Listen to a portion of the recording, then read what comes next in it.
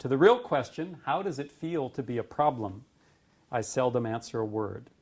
And yet, being a problem is a strange experience. So Du Bois is talking about how in the world he lived in, he, as a black person, was seen as a problem. Not a person with problems, as we all are persons with problems, but as part of a people who themselves are a problem.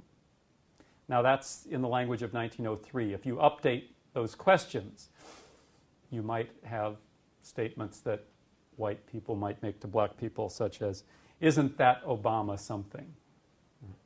Or don't those right-wing talk show hosts make your blood boil? But still, there is this question. How does it feel to be a problem that I think we have to deal with? So what we want to do today is look at that question. To recognize that a century ago, the United States was haunted by that question, and I think one can argue today, a century later, the United States is still haunted by what is often described as the race problem. In the works of W.E.B. Du Bois, The Souls of Black Folks, he asks an important question. Remember, these are literally works which were done by W.E.B. Du Bois back in the days, and the question is, how does it really feel to be the problem? And I agree, and I believe that this question was posed to white people. And as you know, the term white doesn't necessarily goes with color. The term white is related with feeling supreme, feeling clean, feeling so much holy. So when we're talking about the white as being the problem, doesn't necessarily means the color of a person, but symbolically it means a lot of things. And in today's lecture, it's going to highlight those issues. And the guest who are we having today in this channel is Professor Jensen. Professor Jensen is going to discuss this, having one-on-one lecture with the students, trying to find, indeed, why is the white race the problem? Why is white the problem when it comes to racism? And he turns the table by also asking the question, how does it really feel to be the problem? And yeah, so we are going to have this discussion because for the longest time, inherently, white supremacy it's something which has been embedded on the white people. This is something that they have. This is something that has always been there. And remember when I told you that racism is a system, and the system have been favoring the white folks. Now, who is the problem here? I want you to watch this video. I'm gonna come back. I'll give you my critical analysis in regards to this video, and I hope to see you at the end of the video. So if you're watching this video for the first time, you can consider subscribing to the channel, join my membership, get to see what I can offer you. Until then, let's dive right into the video. We're here to talk about questions of race and ethnicity, and I think where I'd like to start is with one of the classic texts on race and ethnicity in the United States, W.E.B. Du Bois's The Souls of Black Folk. The Souls of Black Folk, published in 1903, a book I'm sure many of you are familiar with. If you've not read the book, you've certainly heard one of the most famous lines from it, which is Du Bois noting in 1903 that the problem of the 20th century is the problem of the color line, which was going to prove to be sadly accurate. In the first chapter of Du Bois's book, he begins by forthrightly confronting the problem and how it is constructed. He says, "Between me and the other world there is ever an unasked question, unasked by some through feelings of delicacy, by others through the difficulty of rightly framing it. All, nevertheless, flutter round it. They approach me in a half-hesitant sort of way, eye me curiously or compassionately, and then, instead of saying directly, 'How does it feel to be a problem?' they say, 'I know an excellent colored man in my town,' or 'I fought at Mechanicsville,' Or, do not these southern outrages make your blood boil? At these I smile, or am interested, or reduce the boiling to a simmer, as the occasion may require. To the real question, how does it feel to be a problem, I seldom answer a word. And yet, being a problem is a strange experience. So Du Bois is talking about how in the world he lived in, he, as a black person, was seen as a problem. Not a person with problems, as we all are persons with problems, but as part of a people who themselves are a problem. Now that's in the language of 1903. If you update those questions, you might have statements that white people might make to black people, such as, isn't that Obama something? Or, don't those right-wing talk show hosts make your blood boil? But still, there is this question. How does it feel to be a problem that I think we have to deal with? So what we want to do today is look at that question. To recognize that a century ago, the United States was haunted by that question, and I think one can argue today, a century later, the United States is still haunted by what is often described as the race problem.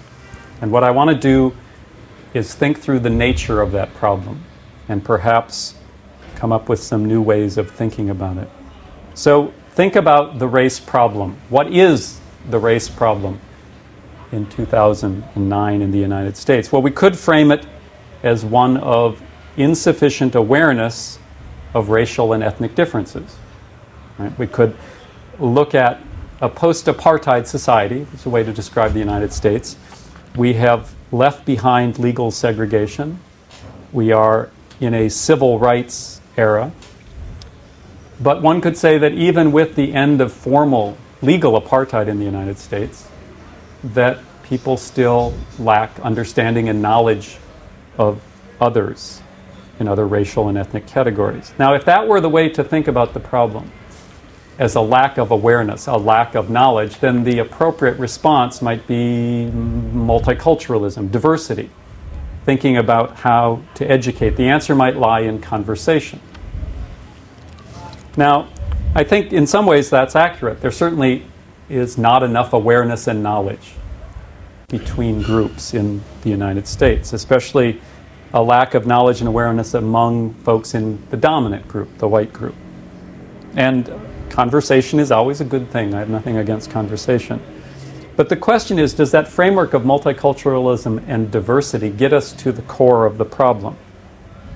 And here's where I want to suggest we use some different language. Instead of a generic sounding race problem, let's move to what the real problem around race is still today in 2009, which is racism.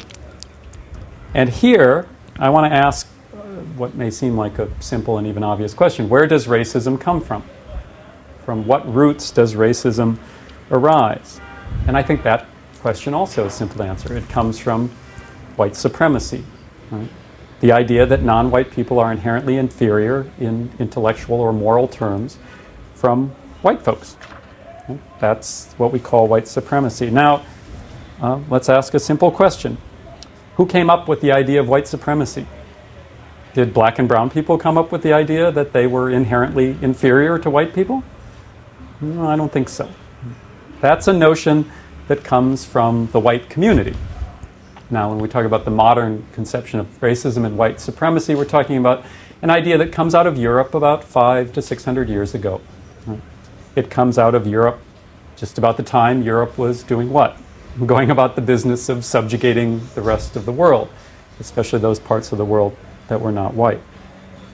So we can see that the core problem is not some abstract race problem, but the problem of white supremacy.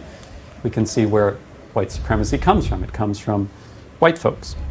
So while Du Bois was, obviously he was right in having to confront the way that the society he lived in saw him as a problem, he also understood that he wasn't the problem. And in fact, that question, how does it feel to be a problem, should have been turned onto the white people in his world. In other words, instead of white people asking Du Bois, how does it feel to be a problem, he should have been asking them, how does it feel to be a problem, because the idea of white supremacy comes out of their community, out of their world. So white people created a white supremacist society, and therefore, by definition, white people are the root of the problem. Now that was a century ago, and the question is, what about today? How do we deal with these same questions today? How do we, first of all, describe the United States today? And I'm going to make the argument that it's best to describe the United States today, still, as a white supremacist society. Again, even in a post-apartheid civil rights era, in which the legal structures of discrimination have been eliminated, I'm going to argue it's still appropriate to talk about the United States as a white supremacist society. What do I mean by that? Because that, as you are well aware, is not a claim that goes over easy in the United States. Go out into the world, make that claim, and you'll get a lot of pushback, yes? Okay. So what do I mean by it? I'm going to argue that the United States is a white supremacist society in both material and ideological terms. Okay, let's take those one at a time. The United States is a white supremacist society in material terms. What do I mean by that?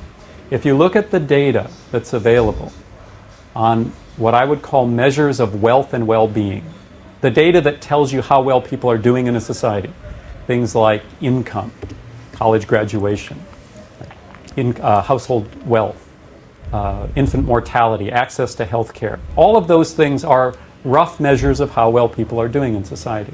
And what you find if you look at the data in the United States today is that there is a racialized gap between white and non-white America generally. That is, on average, white people are doing better than non-white people across the board.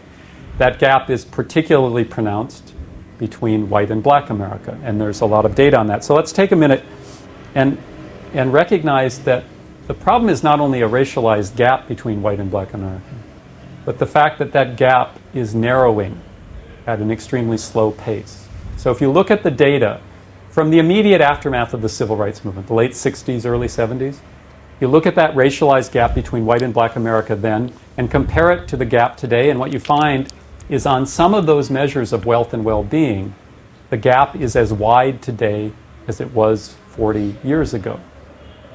On the measures in which that gap is narrowing, it's narrowing at such a glacial pace that it will be decades, or in some cases even centuries, before the gap is closed, before we achieve parity, before we achieve a rough equality in society. So in material terms, that racialized gap not only exists, but it is not closing. Okay.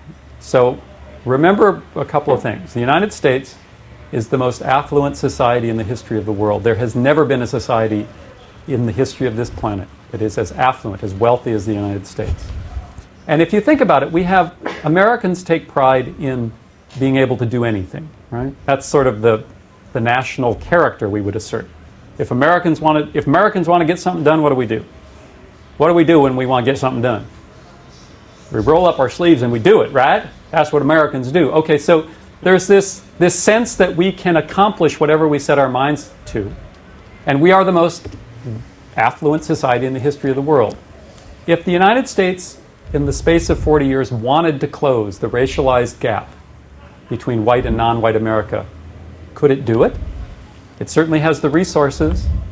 It certainly has the belief in its ability to accomplish such things. Yet it hasn't closed that gap. What does that tell you? Well, what it tells me is that it is still appropriate to call the United States a white supremacist society in material terms. All right. I also said that I think it's appropriate to call the United States a white supremacist society in ideological terms, not only in the material reality of the world, but the reality of how we think. So what do I mean by that? Well, one piece of evidence might be the course catalog of the University of Texas at Austin. If you open that course catalog, what do you see reflected? Do you really see reflected an equal valuing of knowledge from all parts of the world and all people in the world? Or do you see a valuing of the knowledge that comes out of Europe, out of white, Northern Europe especially? In other words, what's reflected in the way in which we educate our young people? It's a reflection, I think, of the belief still that what came out of Europe, the politics, the art, the culture, is still superior to that knowledge that comes from the rest of the world. That's one measure. But it goes beyond that. That might be an institutional feature. There's also a kind of unconscious way we think that can be revealed in research. So for instance, take the research that is done on hiring practices. In the contemporary United States, no employer would stand up and say, I am racist in my hiring practices, correct? Not only would it be illegal, it's socially unacceptable. Yet there is research that demonstrates that in hiring practices, a persistent discrimination exists. There have been a number of studies, for instance, that construct roughly equivalent resumes. You take one resume, give it a certain level of education, work experience, etc. Another resume, constructed equivalently, and you change only one thing. When we look at the historical origin of white supremacy, it's something that happened long time ago. Remember those times of colonialism. Remember those times of slavery. So this is something that we can trace back in the days. And why are we saying that this is a system? The systems began long time ago. Remember, we had these people who captured Africans and used them for work for free, having them to have the power. Imagine getting people work for you for free. You're not paying them. You're not paying for the labor. That means that you have total control of the resources, even without paying for the labor. You gotta tell me what's the problem here. You gotta tell me that racism, it's not only white people who does it, it's only black people who do it. This is a system. This is something which happened long time ago. And now when this thing is happening today, we are trying to treat it like things are normal. We are having modern day slavery, which is still going on. And this is still embedded in the white supremacy. Look at the system. Look at different sectors, economic sectors. What people are dominating this? What kind of people are dominating this? What are the decisions which are made there? Who are the people who make these decisions? If you are able to answer me that question, that really tells you that we know who is indeed the problem when it comes to this play. So let's continue watching the video. On the first resume, you give it a traditionally white-sounding name, like, I don't know, Bob Jensen. And before you heard my name, what was the assumption, before you saw me and you heard my name, what was the assumption of my race based on my name, Bob Jensen? Did anybody wonder about that? No, it's a white-sounding name. If you had heard my name, Jamal Washington, what assumption would you have made? Probably that it was African American. In other words, there are names that code race. So in this particular study, researchers constructed equivalent resumes, put a white-sounding name on one, a black-sounding name on the other, and sent them to real employers who were advertising for employees. And what they found was interesting, that the callback rate, the number of calls that each resume received, remember roughly equivalent resumes, the callback rate for the white name was significantly higher than the callback rate for the black name. Was that because the human resources manager who was making a decision about who to call back was making overtly racist decisions? Probably not. It was an unconscious reflection of the way many of us still think in the white community. Okay? There are a lot of studies like this. There was a study recently done in which people were shown videotape of neighborhoods and asked to evaluate the quality of the neighborhood. Would you want to live there, basically? And the video was always of the same physical space, the same neighborhood. The only thing that changed were the people who were walking in the video.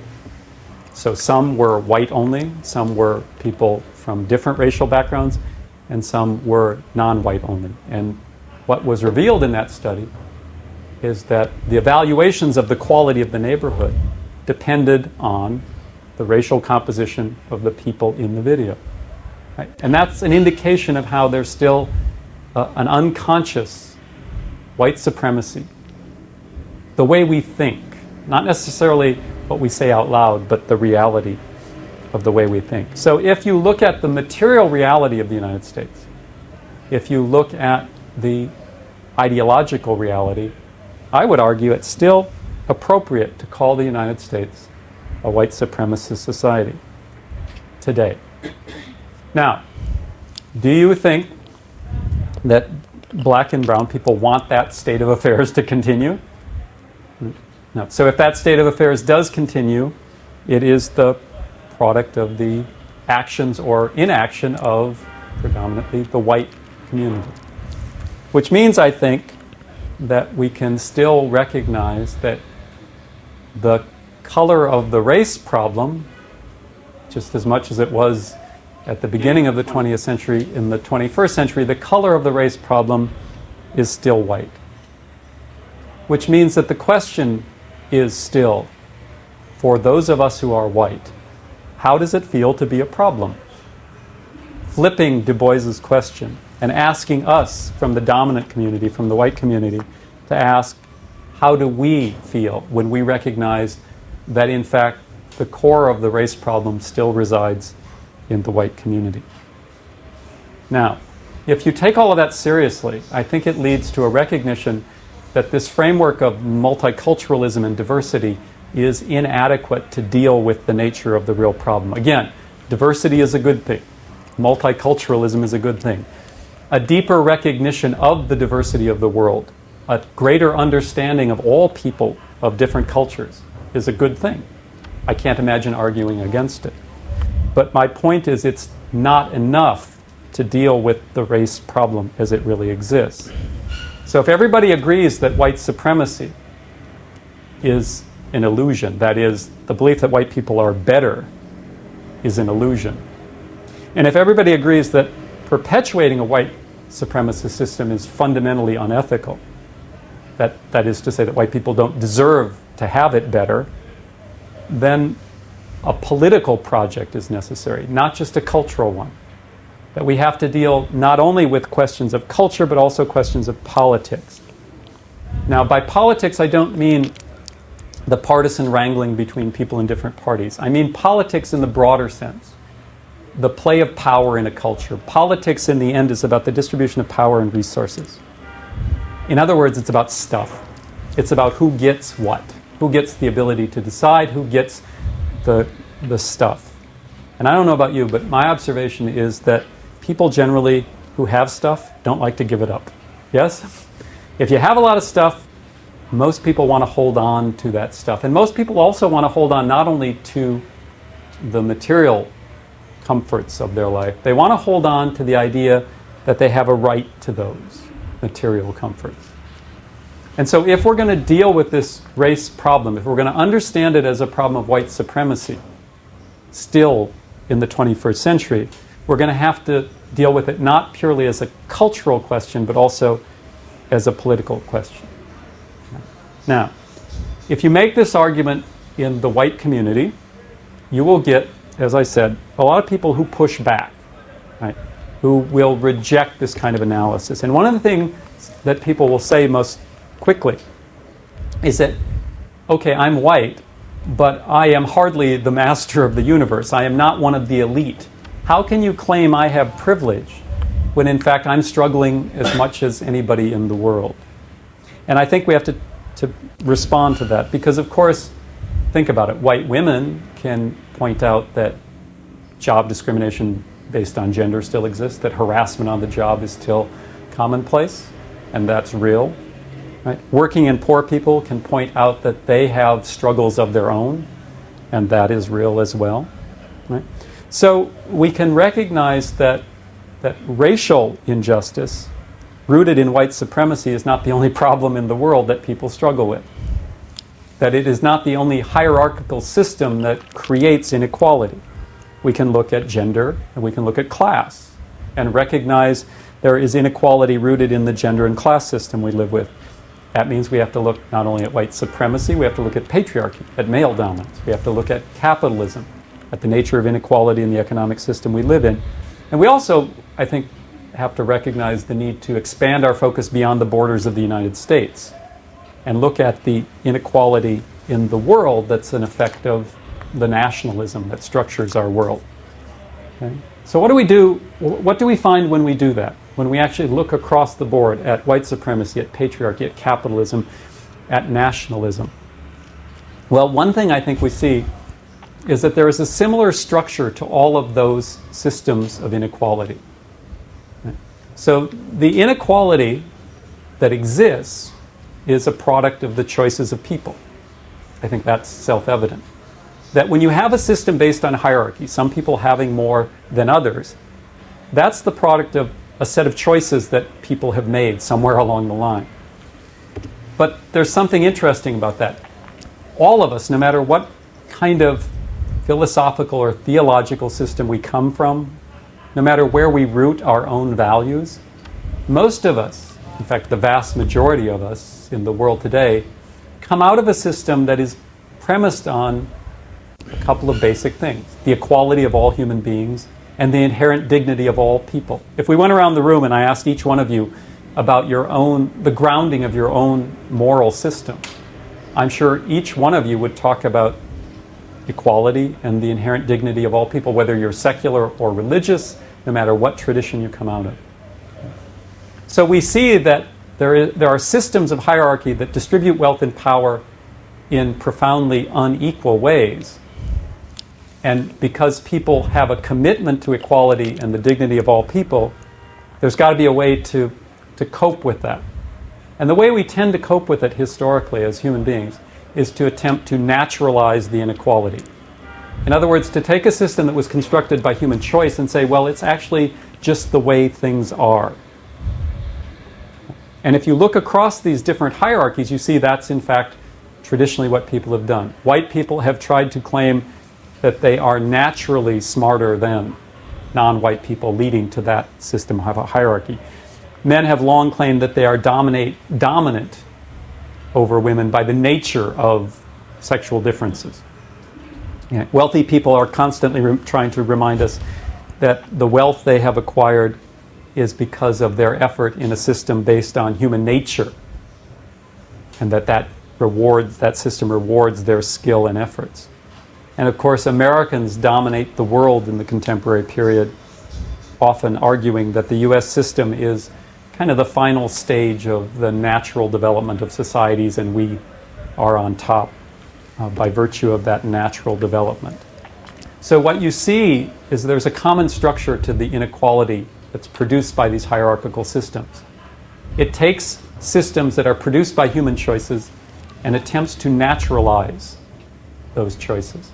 But in fact, they aren't natural at all. So let's think about them. What about gender? Well, is male dominance a natural product of what it means to be human? I don't think so. You can find lots of societies which have resisted that throughout history. Okay.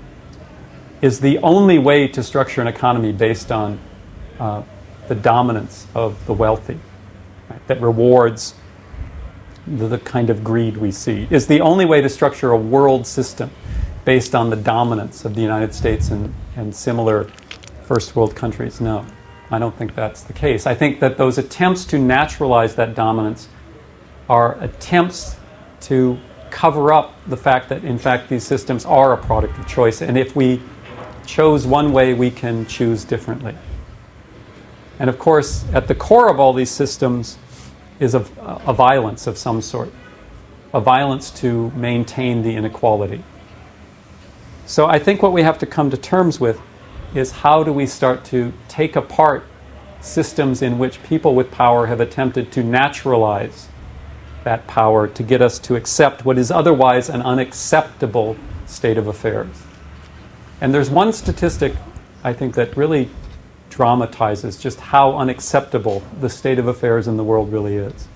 If you look at statistics from the World Bank, you'll see that approximately half the world's population today, that's more than 3 billion people, half the world's population lives on less than $2.50 a day. Half the world's population lives on less than what some folks in the United States spend on a fancy cup of coffee. Okay. Now, those people living on less than $2.50 a day are disproportionately female, they're disproportionately non-white, And they live disproportionately in the developing world, the so-called third world. That is, that state of affairs, which is so dramatically in violation of our fundamental principles around equality and the inherent dignity of all people, come out of these systems of white supremacy, patriarchy, capitalism, and first world domination of the world. Okay. In other words, what we're saying is we live in a profoundly unjust society that violates the stated moral principles that each one of us would claim to hold. And if we're serious about trying to create a more just society, it seems to me we have to go to the core of the systems that produce the injustice. If the injustice comes out of white supremacy, patriarchy, capitalism, and first world domination, and it seems to me the only thing we can do is to go to the root of the problem and to go to those systems. Right. So I think where I want to conclude before we start the discussion is to go back to Du Bois and remember that the problem of the 20th century, he said, was the color line. And to some degree, of course, that was true. But of course, it wasn't the only problem at the beginning of the 20th century. That the problems of patriarchy, the problems of capitalism, the problems of first world domination were as much present then as they are today. So the problem of the color line remains, but it is only one of the problems that we face based on a system of hierarchies that produce the profound injustice we're talking about. And I think what that reminds us is that if we want to solve those problems, we have to go to the root of the hierarchies every bit as much today as we would have had to a century ago. And if you think about the problem of justice in the world today, in the context of the equally compelling problem of sustainability, of the fact that we not only live in this profoundly unjust world, we also live in a fundamentally unsustainable world. That is, the human drawdown of the ecological capital of the planet is going forward at a rate that we cannot continue indefinitely. That you realize that solving the problems of hierarchy, not only the hierarchies within the human species, the way that white supremacy, patriarchy, nationalism, capitalism play out, but also the way in which the human species has tried to dominate the entire planet. That there's not only a profound injustice, there's also a fundamental unsustainability to the nature of these hierarchies. Which means if we don't figure out how to take apart the hierarchies, to construct a different way to live, based on a real commitment to those principles of equality and the dignity of all people. If we can't solve that problem, we may not be able to solve the most fundamental problem, which is how to live in harmony with the rest of the living world as well. So we have our hands full. You have your hands full, especially as young people.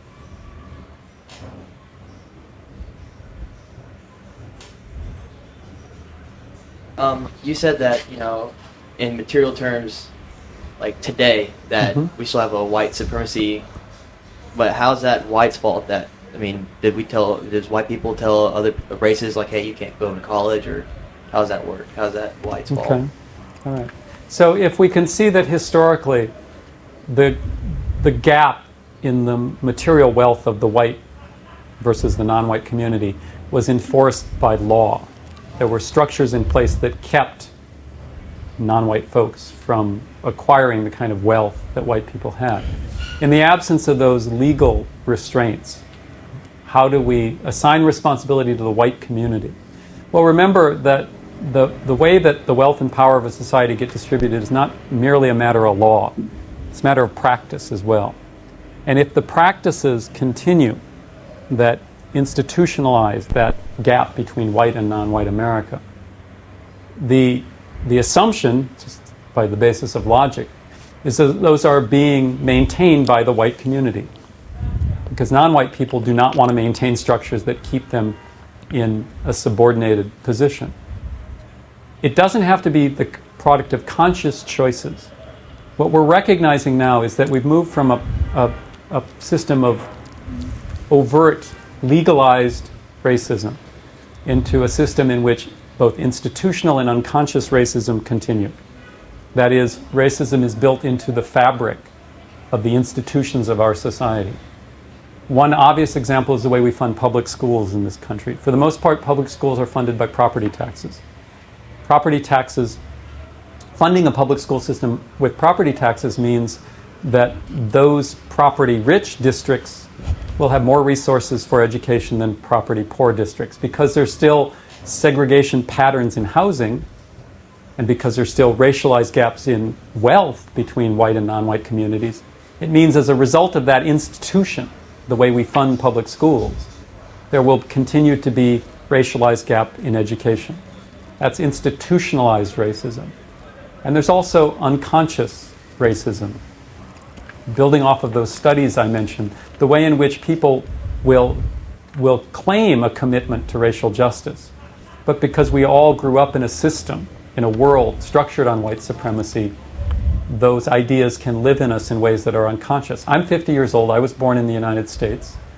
I was raised in that white supremacist society, and I can still feel the ways that that racist training pulls on me. Right? So I think if we recognize the nature of institutional racism and unconscious racism, we can see how even in a post-civil rights era, that those realities can continue to structure people's opportunities. And as long as that racialized gap in wealth and well-being exists, as long as a society doesn't take measures to close that gap, I think we have to ask, is the society really committed to racial justice in a meaningful way? You said that America is still currently a white supremacist society, and you used an example of equal resumes being given to an employer, and significantly the white-sounding name got callbacks, or whatever you said, more often. In the fall, on our presidential election, both those two men had similar resumes. They were both, senators and all that stuff. If America is still a white supremacist society, how would we elect a black person to lead our country? Because on that one, the entire country got to basically hire someone to have that job. If the entire country is white supremacist, how would a black man get that job? Okay, that's an interesting question, because in the aftermath of the election of Barack Obama, it does seem to go against common sense to say the United States is still a white supremacist society. First of all, I think if you look at some of the realities of that campaign and look at the way in which racism was deployed against the Obama candidacy, whatever your own political preference, who you voted for is kind of irrelevant, you can see that, in fact, the race card was played in the campaign, was played by white candidates. It was especially played by Hillary Clinton, right, who used coded appeals to white people, talking about the white working class, actually at one point using the term white. Right. So first of all, we can recognize that in the campaign itself we see the resonance of racist appeals, how they still do work in the culture. We also can recognize that before the economic crisis, Barack Obama was actually at best even with McCain or trailing in the polls. So one can wonder if without the financial meltdown, would the election have gone another way. But even with that, your point is taken, that a significant number of white people in the United States voted for an African American for president. Does that mean that all vestiges of white supremacy have been eliminated? I don't think that squares with the data that we've been talking about that racialized gap. I don't think it squares with the reality of institutionalized forms of racism, nor does it deal with that unconscious racism that might not play out in every single decision. To look for patterns of human behavior is not to say that that pattern plays out in every single interaction. Let me give you another example. There's a common phrase called driving while black or driving while brown, which recognizes the difference between the white population's interaction with law enforcement and the black and Latinos' interaction with law enforcement. That doesn't mean that every time a white cop stops a black person, one is going to know for sure that that's going to play out in a racist fashion. It means there's a pattern, a disproportionate use of force, and even deadly force against people of color, for instance. So we're looking for those patterns. It doesn't mean that every single interaction between white and non-white is going to be sort of saturated with an overt racism. Now, I think the fact is that in the years since the civil rights movement, the white society has been relatively flexible in allowing in to positions of power a certain number of non-white people. Just like in the aftermath of the feminist movement, the system of power allows in a certain number of women to positions of authority. Does that mean that we have transcended the problem of racism, transcended the problem of sexism? I don't think so. I think you have to look at the wider patterns. I have a question in regards to hegemony and how it's cyclical. You discussed the fact that we see in ideologies and how we're taught in institutions and how we're educated that there's kind of a favoritism towards European ways of thought. And that, I personally think that plays into hegemony and how we, and by we I'm referring to non-white individuals, kind of allow these systems of power to continue because, I mean, we play into these materialistic ideals, we continue these thoughts and patterns, and we don't call into question the fact that we're being taught these things and we aren't being taught other things, you know, until you come to college and you maybe make that decision to kind of expand your system of knowledge. So I struggle with how do we fight hegemony and how do we address that, because how can you technically save a group or hope that a group will come into action when they don't know there's a problem where they think it's okay? That's a very interesting and important point, because I've been talking primarily from the position of someone who's white, who was raised white in a white supremacist society, what it means to step back and reflect critically on that society. You're talking about the fact that people of color grow up in that same white supremacist society.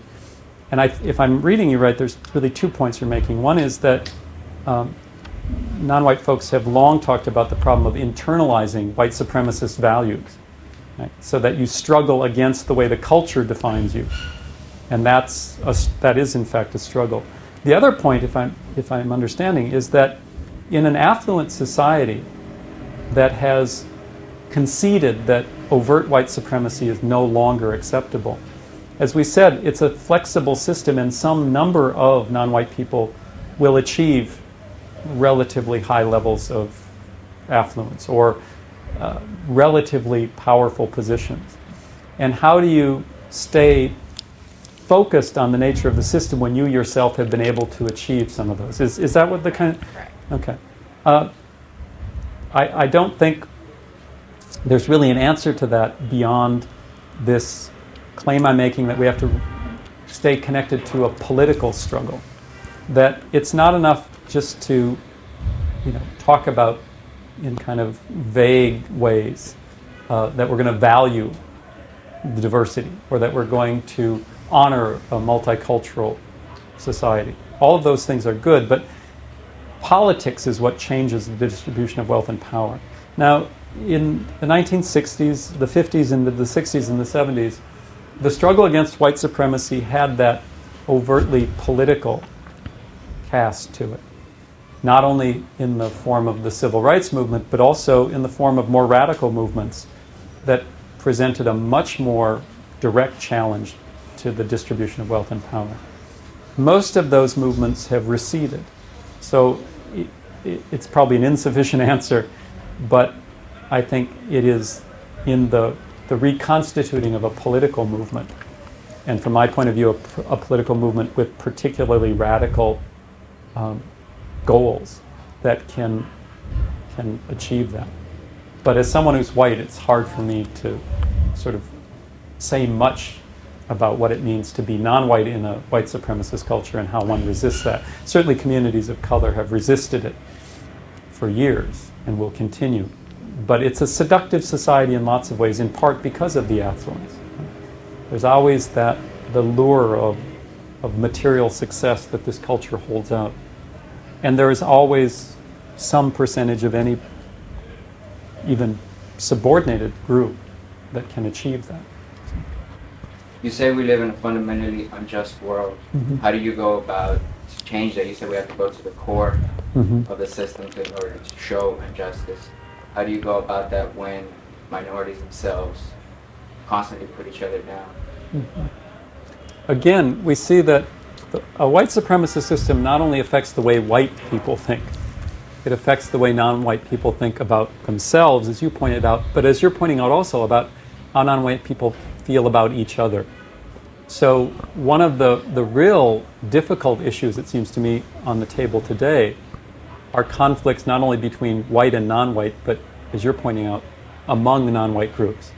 I think many of you in the room recognize that, for instance, between the Black and Latino communities, there are struggles. That might have been specifically what you're referring to.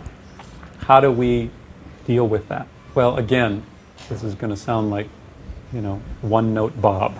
Back to the political.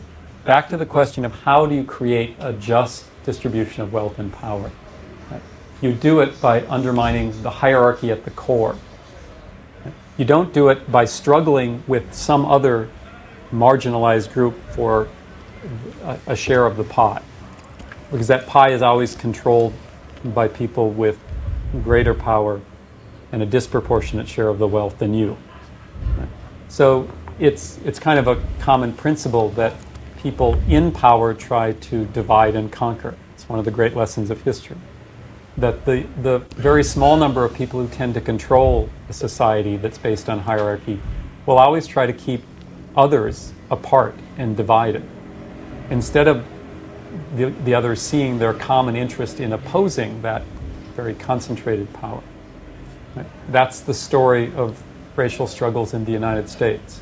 It's not only the story of struggles between non-white groups, it's also partly the story of how poor and working white people have been, in a sense, conned by white supremacy into believing that their interests lie with the white elite rather than lying with other ordinary people struggling against that elite.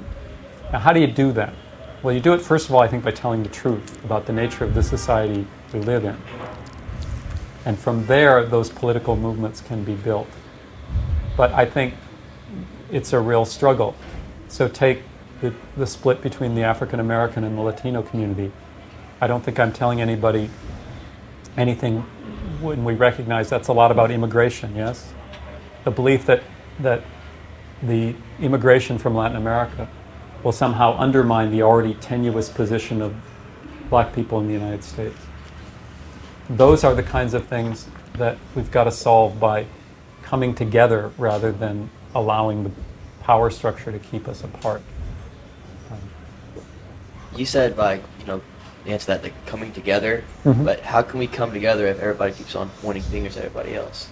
Why can't we just say, hey, past the past and what can we do to fix it, instead of saying, oh, it's this guy's fault and we need to do this to fix this, and why does everybody keep on pointing fingers? Well, I think that there is no way to create a better society without recognizing where we sit at the moment. And there's no way to understand where we sit at the moment without understanding where we came from. So, in fact, people are always dealing with the past and trying to come to terms with the past. And people are always pointing fingers. If by pointing fingers we mean assessing who's responsible for a system. And I don't know how you can fix a system without knowing that. Right? So to say that we should somehow wipe the slate clean is to say that we should abandon the knowledge that can make it possible to analyze the system and change it. In any system where there is injustice, the obligation lies squarely on people who have the disproportionate wealth and power in a society. That is, if you're trying to fix a problem, it is first and foremost the obligation of people who benefit from that injustice. And that means white people in the question of racial justice. It means men in the question of gender justice. It means the wealthy and the elite in the question of economic inequality. It means those of us who live in the United States in the question of the disproportionate distribution of resources around the world. We're the ones who have that obligation. Now that's not pointing fingers, that's taking responsibility. And I think that's where we start. To me, that doesn't have to be based in recrimination or blame. It's an honest assessment of the nature of the world we live in and how it came to be that way. And I can't imagine how to go forward without that. I just had two comments. One to address what you said. I don't think that it's about blame, but I think it's about actual recognition that something was done. Because as a Black woman, you struggle with the fact that you feel pride in who you are and where you come from, but there's constant reinforcement of a culture that's not something that you should be proud of. So there's a lot of pain that's rooted in a lot of our history.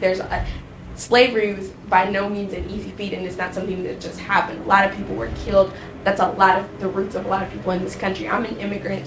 I'm from the African diaspora, but I identify with their struggle. So I think it's just about recognition that it happened and taking blame. And I think that's kind of the step where you can say, okay, let's move on. But before that happens, I think that there will always be the pointing and the blaming, because I don't feel like there was ever kind of like an ownership of what happened and like, yes, this was our fault. It's like you hear rhetoric of, well, the best thing that happens to African Americans when they were brought to the United States. Well, have you thought about the fact that the best thing that happened to the United States was that there was African slavery? Like, we don't think of it in terms like that. There was a lot of struggle there. So I think just recognizing that really, I think, will go farther, and I'm not by no means in saying that I want someone to say, I'm sorry, Marjorie, for what happened, but just a simple recognition that it did happen and that there is blame somewhere, because, the argument can be made that, we were sold by our own people, but at the same time, I don't think anyone chose slavery. They didn't choose to be treated as an animal or cattle or anything like that. They were put in that position by force. And just another question in terms of, I think you mentioned undermining the system. Well, how do we do that when technically at the head of the system, or kind of like the picture of the system, is a person of color, i.e. President Barack Obama? I think it would be a lot more difficult for people to see that change is necessary, and I hate to use that word because it becomes sort of like just a political phrase, but I think it's difficult for people to really recognize that something needs to be done when they feel like we finally come to a place where we have a Black president. And how do you communicate to people that there's still change to be made, even though there is a Black president, without necessarily undermining the fact that there is a Black president? Well, maybe we can wind up here. It's a good place, actually, I think, to conclude. On the one hand, let's go back to the question of blame. I think that the United States has acknowledged, in many ways, its history. The fact that the United States as a country was formed by the nearly complete extermination of indigenous people. We've at least acknowledged that genocide against indigenous people happened. We've acknowledged that slavery was part of the economic engine that propelled the United States into the industrial world. I think what has happened, though, is we want to move from acknowledgement to acceptance, skipping over the accountability that's necessary to make real acceptance possible. And so, rather than use the term blame, I would use the term accountability. Anytime there is injustice, whether it's in the world at the level of societies or in interpersonal relationships at the level of the individual, there's got to be accountability for our own actions. And I think that if a society tries to move too quickly from mere acknowledgement to acceptance and skips over accountability, it will be unable to actually change the nature of the system and produce a really just world. Now, that's always going to go forward in a very complex reality, as we recognize. It's a country that has made great strides to the point where a person of African descent has been elected to the highest office in the land. And the people I know who were part of the civil rights movement and retain the radical agenda of that movement are the first to acknowledge that we should mark that, because that election of an African American president was in fact made possible by those struggles of previous generations. And to not honor that would be to trivialize those struggles and those sacrifices that people made. But those same people who come out of that civil rights movement are also just as quick to recognize that the real radical goals of the civil rights movement have yet to be met. And that's a world in which there is some rough equality in the distribution of power and resources. That is, a world in which ordinary people feel like they do have a meaningful role in the formation of public policy, in democracy, and that there is a distribution of resources roughly equal so that all people have a chance at a decent life. And the civil rights movement, just like the feminist movement, just like the anti-imperialist movement, all of those were not just about creating a more colorful array of people at the top of society. They were not just about having a few women in positions of power. They were about fundamentally changing that distribution of power and resources. And until we have achieved that, I think the promise of the civil rights movement, the promise of feminism, are still to be achieved. And that's the goal in the end. The real equality that makes it possible for everybody on the planet to live a decent life. And the fact that we are so far from that, it seems to me, should motivate us not to be satisfied with the accomplishments that have been achieved to date, but to press ourselves to go further, to achieve what we all claim in our own philosophical and theological systems to want, which is a world of equality, a world in which the dignity of all people is made real. So a person will ask, brother, you're talking about racism, you're talking about things which happened in the early 1940s, early 1960s. Is this still happening today? I know you ask that question. And yes, this is something which is still happening until today. Do you know why I'm saying it is happening until today? And I'm going to tell you why it is happening until today. So, first one, we have the structural racism, institutional bias. Systems such as education, criminal justice, and employment continue to disproportionately favor white people.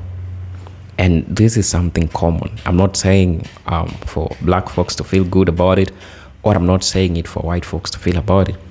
White people have enjoyed white privilege when it comes to educational sector, when it comes to health sector, when it comes to different institutions, and this is structural racism, and this is something which is still happening until today. Not only we are seeing black people are trying to rise to fight for this thing, this is something which is happening until today. Trust me when I say so. It is happening until today. Look at the stats. If you look at the educational institutions, how many black children, how many black folks are being admitted to the tertiary education as compared to white folks? Look it up and tell me the number. If I say, you might think that I'm lying. Just check it up and tell me the number. If you think that I'm oxing this, if you think that I'm trying to lie this. Historical practices like riddling still impacts community of color, perpetuating disparities in housing and wealth. This is something which happens because, you know, for the white folks, okay, it might not be all of them, but for the white folks, remember, they have inherited this wealth, generational wealth, that black folks worked for a long time, you know. So when your ancestors are left with nothing to offer to you as a young person, as a black person in the United States, remember, a white person, they built enormous wealth through your ancestors, and now they are inheriting them. So this also answers the question of wealth disparity between black people and white people. That really answers it, and this is something which is happening until today in the contemporary society. You understand what I'm saying? So this is something which is true, right? I'm not making this up. The second one is media and representation, whitewashing. Media often underrepresents or presents people of color. White actors are frequently cast in roles originally written for non-white characters. And then you tell me, when it comes to race, who is the problem? Hell no, it ain't black folks. It ain't black folks. White-centric narrative. Dominant narratives often center around white experiences, sidelining others. This is something which really happens. I don't want to go much into it. You know how Netflix works. The movies that we see, the Hollywood, how it gives roles to black characters and how it gives roles to white characters. This is something like a deja vu to you. You already know how it goes, right? The third one is cultural appropriation. Borrowing versus appropriation. White individuals sometimes appropriate elements from other cultures without understanding their significance. And this is why I come to say a lot of people want things from the black community because they know that it is superior, but they don't want to associate themselves with black people. But they want to be seen with black culture. They want to wear durags. They want to keep the dreadlocks, but they don't want to be associated with black people. And this really shows you how there is this alienation. The alienation that black folks went through. And it began long ago with our ancestors, when our ancestors were alienated the fruits of their labor. The fruits of their labor. Back in Africa, our African forefathers were working in the squatters, working for these people. And today, this is also happening. Because culturally, this is happening because they are doing what we're doing, our culture. Some have also tapped into the African spirituality, but they don't want to associate with black people. Why is this happening? Somebody's stealing something from you and then they belittle you, and you understand how that's feel. And that's how this is so relevant to the contemporary society. It's happening until today. How many people are we seeing who are trying to be like black people, especially American blacks? The Hispanics, Asians. How many people? Just tell me. We have a lot of people who are trying to be like American blacks. Because they understand that American blacks are the pace setters. They understand how culturally they are blessed. But they'll use reverse psychology. Some people will start saying that, oh, black Americans doesn't have any damn culture. But they're doing their culture. They're literally doing what black people are supposed to be doing. And then you're back in Africa, they're telling you that, oh, that's so old school. You need to do this. You need not to do this. You need to do that. So this thing is something which really happens.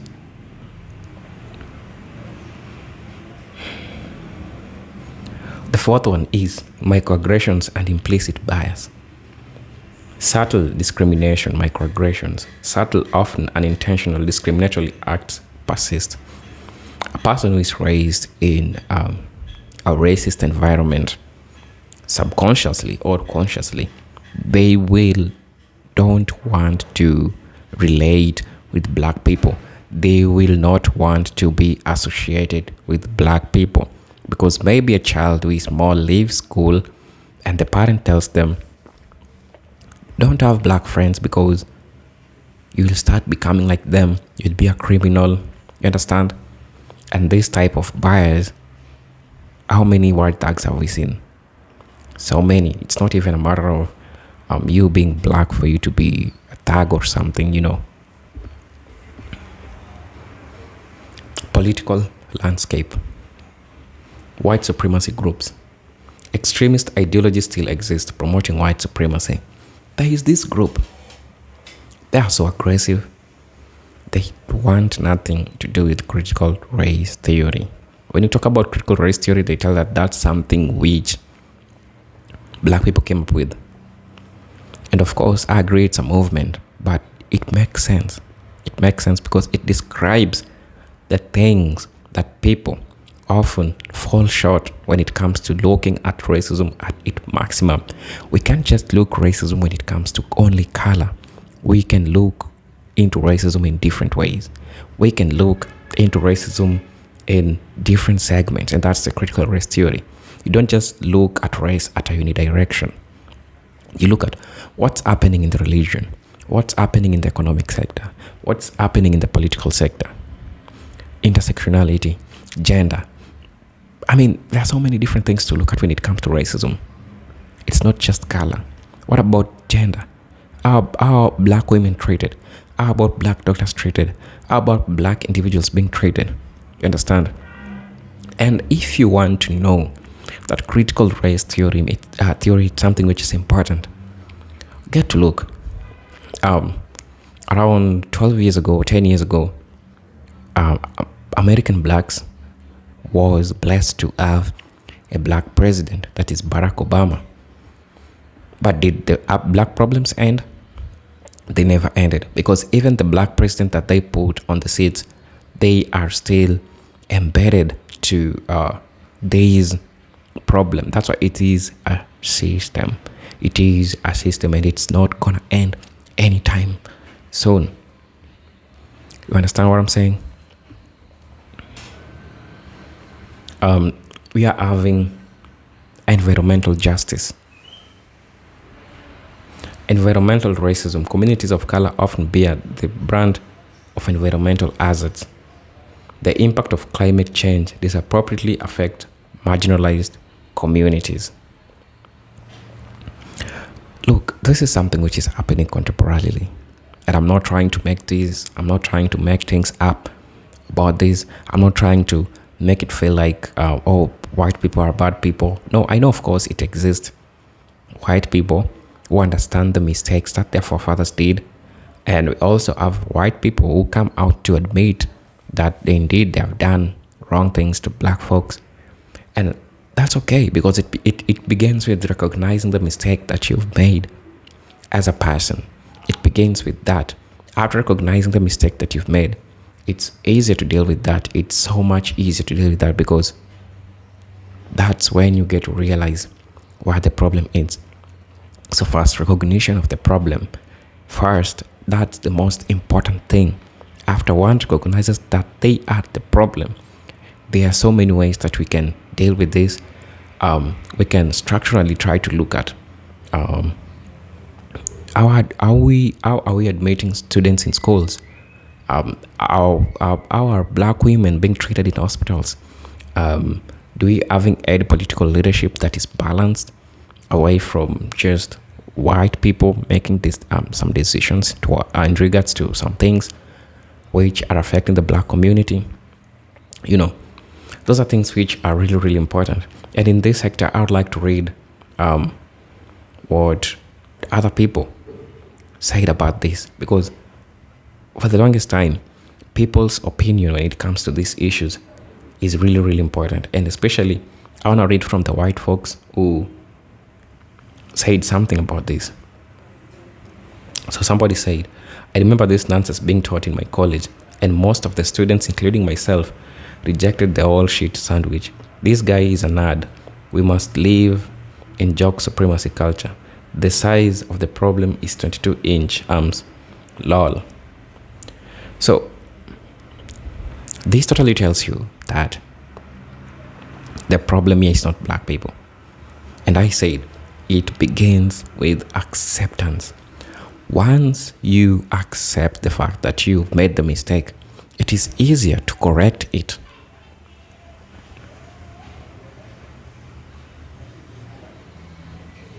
Somebody answered him, "Hey Joseph, are you serious? The notion of this subject being nonsense, absolutely insane for you to even dare deny. Fortunately, no unjust society has ever lasted long just because that it seems to be how the universe works. You know, like what goes around comes around, right? America is very whitewashed, racist, fabricated country turned to entertain white people and their interests, even if it's fantasy and unhistorical. Many of the figures white seem to take pride in historical weren't even white. And the histories are contributions of others are ignored in history books. If not written out, it is undeniably unexplained and obviously run by fear. Somebody say, I'm going to read comments from the white community. As an older white woman, I am encouraged that it is getting better. I pray that we may forgive one another, and in the next generation, it will be so much better than it is today. Legal systems and political systems need changing too. The church needs to step to the plate and act as Christ would have acted, and not just on its own, predominantly white. This white woman understands what is called the critical race theory, and a section called intersectionality. This is something which is really, really important. And I agree. This is really, really important. I can't read all the comments, of course, but I just wanted to read these comments from these white folks, so that we get to see how can we try to work with this. So, guys, tell me what you think about this in the comment section. This is your presenter, Eugene Toki Stories. Until then, peace, love, and harmony. Salute.